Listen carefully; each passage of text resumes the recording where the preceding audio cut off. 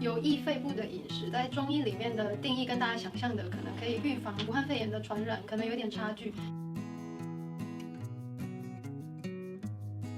像武汉肺炎这种快速兴起，然后大量传染，而且就是会致死的流行病，基本上在中国古代我们会称作瘟疫或者疫病。那中医古书里面有提到说，瘟疫之邪，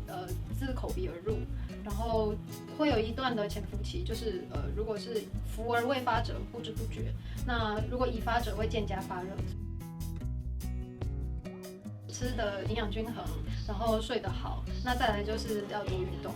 不过吃得好的定义跟我们平常认知上面的大鱼大肉那种不太一样，主要是营养要均衡。那再来就是你吃得好，消化也要好。所以消化好的话，除了比如说胀气的部分啊，然后再来就是排出的部分也要正常，还有不要睡得太少。所以我蛮常看到门诊都是只有睡4到6小时的，所以我们一般建议其实平均成人的睡眠时间大概是6到8小时。那再来就是运动的部分，就是建议1个礼拜运动3次，然后每次30分钟。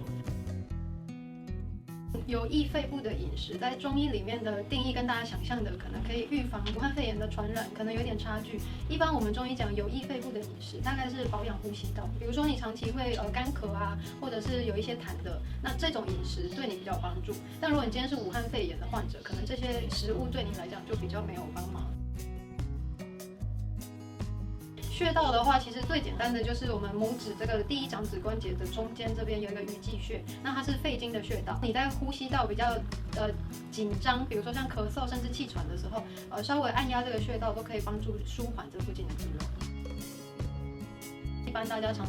见的黄芪、人参这些枸杞都是可以的。那如果你有一些虚火的症状，比如说口干舌燥啊、心悸啊，然后手足心热，刚刚的那一些我们就不建议你太长期然后一直用，因为那些是稍微比较温补的，所以吃久了可能你会加重这些虚火的症状。那如果你有虚火的症状的话，我们建议你可以加一些薄荷，或者是